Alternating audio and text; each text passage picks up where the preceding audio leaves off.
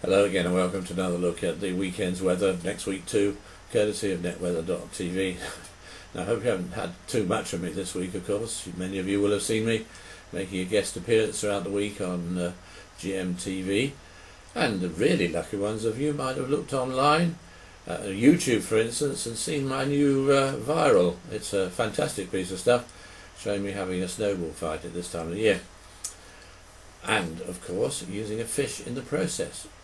Anyway, no such things as snowballs or fights, I hope, this weekend, not weather-wise. Well, there will be a bit of a fight, as far as the weather's concerned, a fight between the high pressure and the low pressure. On the pressure field, we have, as you see, high pressure with us at the moment. That's just about giving a little bit of a ground to allow a front to move down from the north during Thursday night and into Friday, making quite an important change in the weather.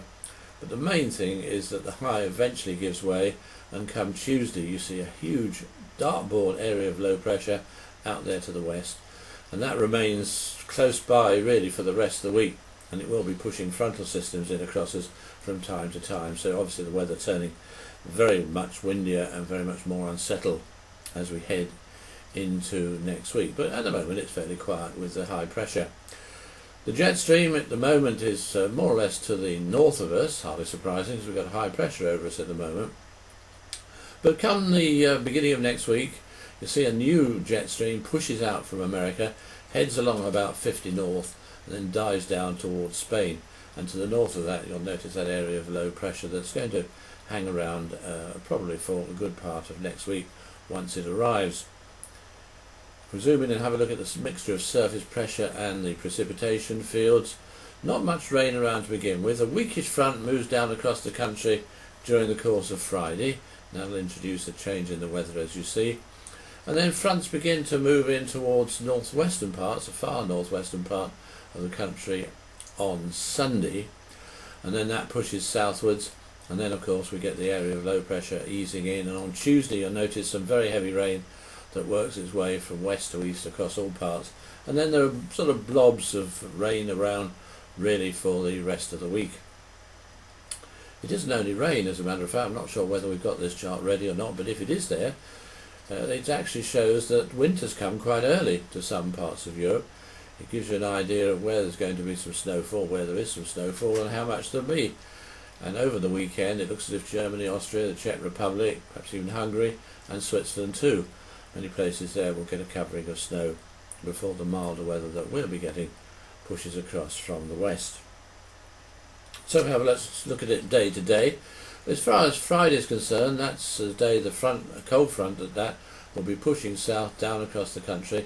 By morning it will have cleared Scotland and probably Northern Ireland, so give them a chilly start. But most of England and Wales rather overcast and dull and damp with some rain in places.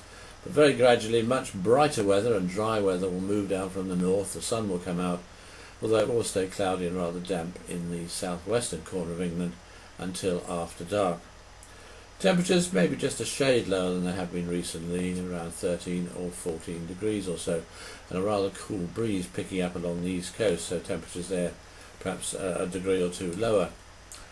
On Saturday most places will have a jolly cold start to the day because skies will have cleared during the night. There'll be widespread ground frost, even a touch of air frost, and that's going to come back again on Saturday night, as a matter of fact. But during the day virtually everywhere will be dry with good sunny periods, nice clear blue skies, although it will begin to cloud up again across Scotland.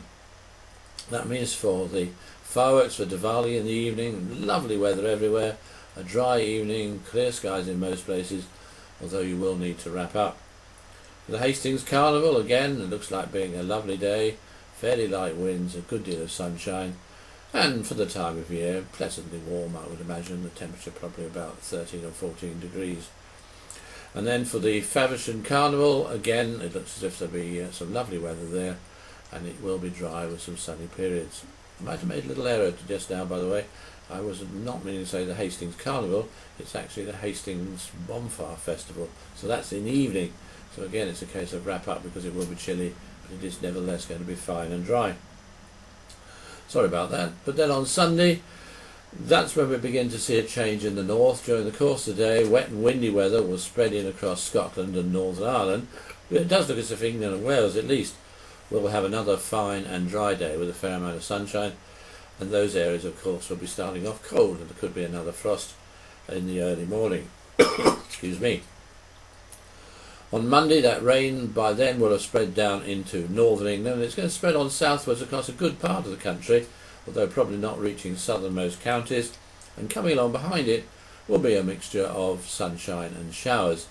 And then late in the day, some more rain, some quite heavy rain and strengthening winds will begin to push into Northern Ireland and possibly into Western Scotland late on as well.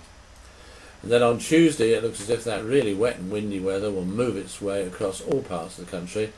It'll be fairly late before it gets to the east, so that'll allow the easternmost parts of England, that is, to start the day dry and bright.